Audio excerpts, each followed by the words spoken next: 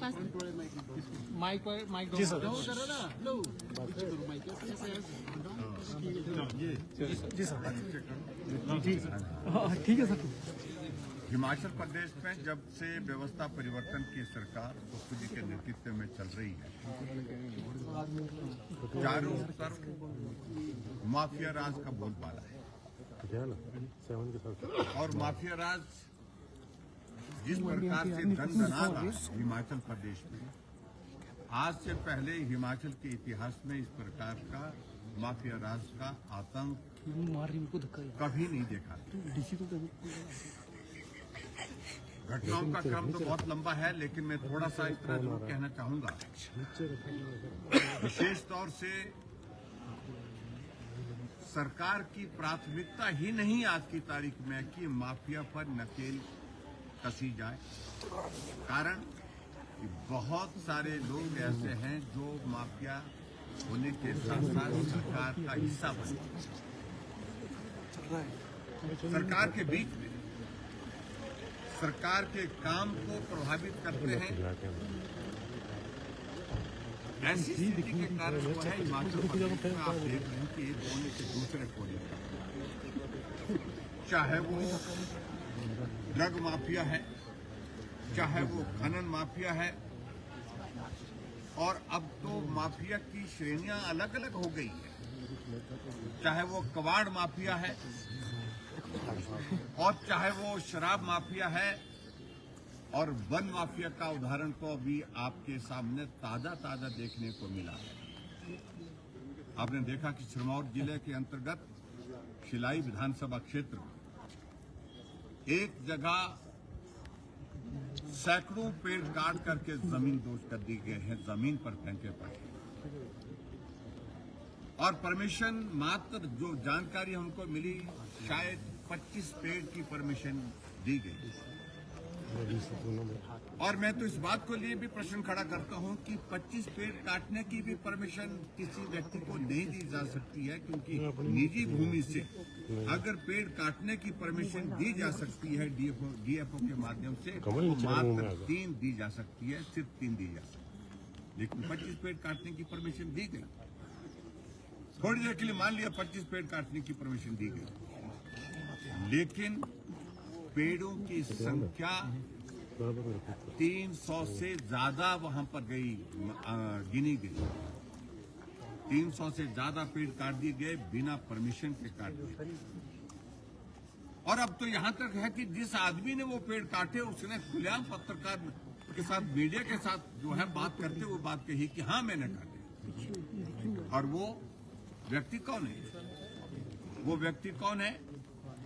वो जिला परिषद का, शायद में जिला का जो है वो कांग्रेस पार्टी का पूर्व का पदाधिकारी है, और बड़े नेताओं के करीब रहने वाला आदमी है, अंग संग रहने वाला आदमी।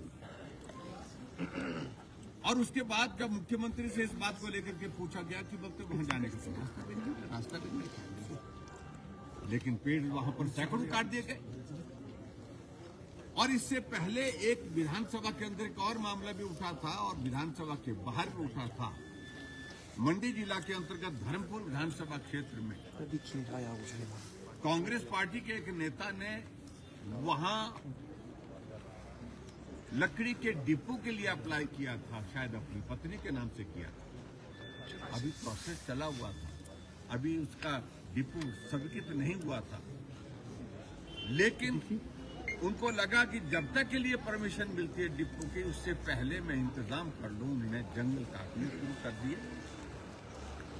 हजारों ट्रक जो है वो लकड़ी के वहां काट करके एक जगह रख दिए गए, और एक जगह रखने के बाद और उसके बाद वहां पर उन सारी चीजों को लेकर के जब लोगों को मालूम पड़ा कि ये लकड़ी किसकी है, किसने काटी है और क्यों काटी है, कैसे काटी है, तो शोर पड़ा।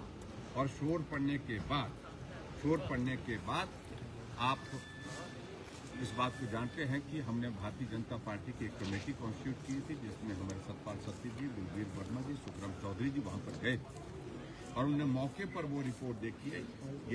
ये वो रिपोर्ट है। उस रिपोर्ट के जो है वो आधार पर आप अंदाजा लगाए कि कितना वॉल्यूम लकड़ियों का है।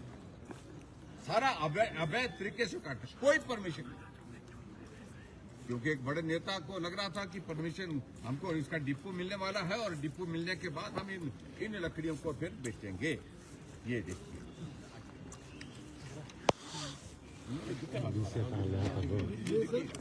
कमेटी 15 दिन बाद गई। और ये कमेटी 15 दिन के बाद गई। और जब उसके बाद जब उनको मालूम पड़ा कमेटी आ गई, और उसके बाद क्या कर दिया उनने कि वो लकड़ियों को दबाना शुरू कर दिया। जेसीबी लगा करके कुछ लकड़ियों को जमीन के नीचे दबा दिया, कुछ लकड़ियों को वहां से ट्रैक्टर ट्राले में उठा करके ढांक से फेंक दिया गया ब्यास नदी में। और ब्यास नदी में वो फेंके गए जो लॉग जो हैं वो वहां पर पाए गए, वो देखे गए वहां पर जंगल के नीचे फेंके हुए। तो ऐसे में कुल मिलाकर के मैं ये कहूंगा, ये है वो फेंके हुए, ये देखिए, ये जो पेड़ फेंके हुए ये सड़क ऊपर है और नीचे ये फेंके हुए। लेकिन उसके बावजूद भी सरकार ने कोई कार्रवाई नहीं की। ये स्थिति है। ये दो घटनाएं नहीं हैं इस प्रकार की, हिमाचल प्रदेश में दर्जनों घटनाएं अभी तक हो गई हैं। जंगल काटे जा रहे हैं और बेचे जा रहे हैं, और सरकार की ओर से उनको खुली छूट मिली हुई है। ये बहुत दुर्भाग्यपूर्ण परिस्थिति है।